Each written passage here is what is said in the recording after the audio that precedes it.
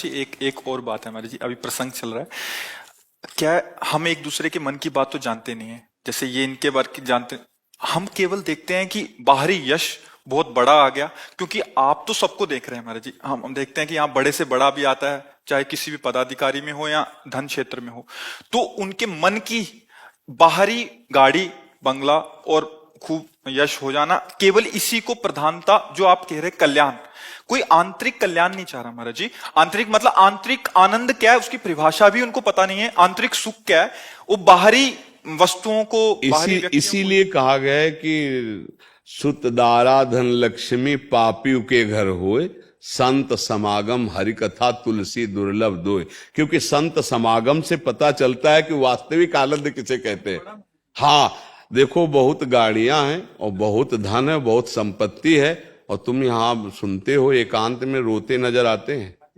हाँ, एकांत में उनकी इतनी बड़ी बड़ी समस्याएं हैं कि तुम जिनको सुखी समझ रहे हो ना, सब फिट एकदम ऐसे उतरे, तुम्हें लगा क्या यार, मतलब वो जब यहाँ पर्सनल में फिर जो अपनी, तो आपको हम सच्ची बता दें, यहां से लेकर के ब्रह्मलोक तक जो भगवान का भजन नहीं करता है, भगवान से विमुख है, कभी सुखी नहीं, कभी शांति नहीं, कभी तृप्ति नहीं। ये बात बैठा लो दिमाग में। जी ये सबसे ये समझ नहीं है महाराज। हाँ, केवल बाहरी सुख सुविधाओं को ही अपना मतलब जीवन की उन्नति समझते हैं। आंतरिक कल्याण किस चीज में है, जिस चीज को आप जोर दे रहे हैं कि नाम जप करो उससे ही आपका वो होगा, वो समझ। एक आपको याद होगा, एक यहाँ वयोवृद्ध आए हुए थे, बड़े सज्जन धनी, वो कह रहे थे विश्व की हर वस्तु हमारे पास है,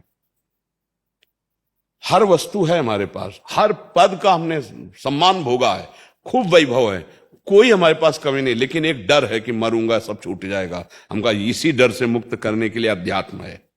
सब कुछ कमाया, अध्यात्म नहीं है, तो ये डर तुम्हारे, क्योंकि छूटेगा ना सब, अब क्या तुम्हारे पास रहेगा, जीवन की कमाई तो छूट रही है, अब जहां जाना है वहां परिचय नहीं है, और जो ले जाना है वो कुछ है नहीं यहाँ, तो इसीलिए कहते राधा राधा जपो और ये कर्तव्य करते रहो, तो यहां भी सुखी रहोगे और आपका परलोक भी बन जाएगा, परमार्थ भी बन जाएगा।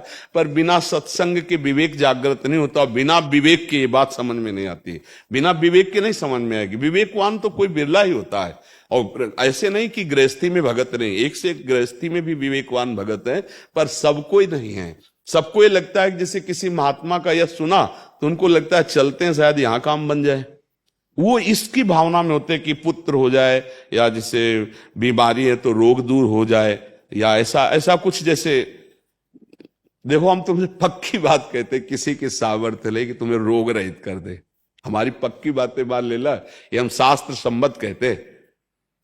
ऐसा नहीं कि भजन में ताकत नहीं, भजनानंदी महात्मा चाहे तो अपनी किडनी क्या किसी के भी, लेकिन उसकी चाह ही बदल जाती है कि शरीर तो छूटेगा, हमें प्रभु से मिलना है।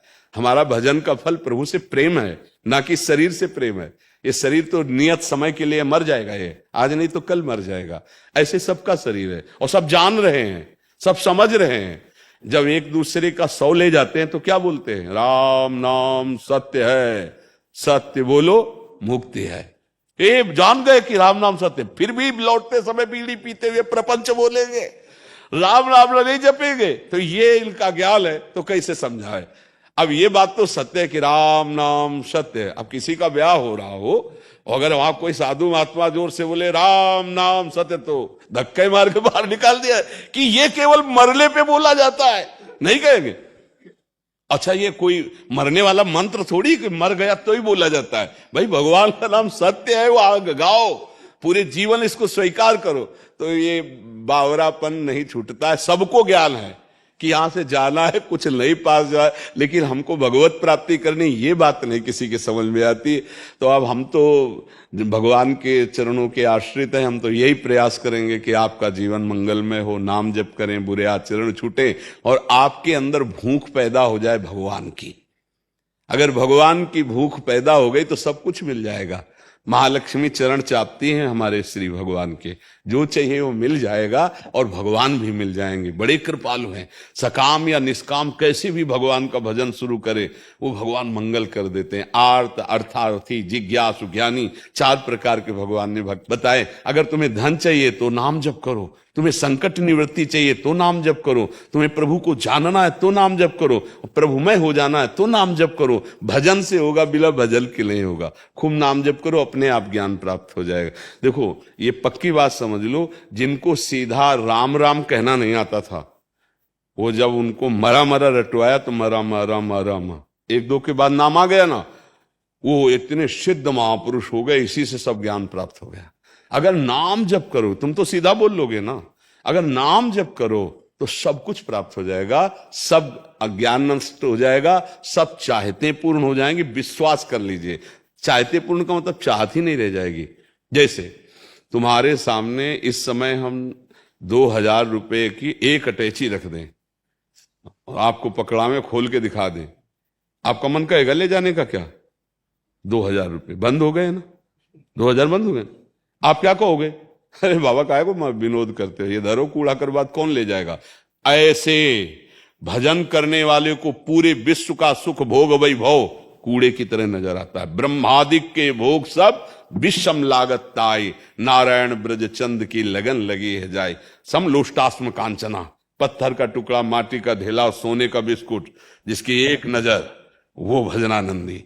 इसीलिए भजन करो, भजन में सब कुछ सामर्थ्य है, बिना भजन के तो समझ में नहीं आएगा।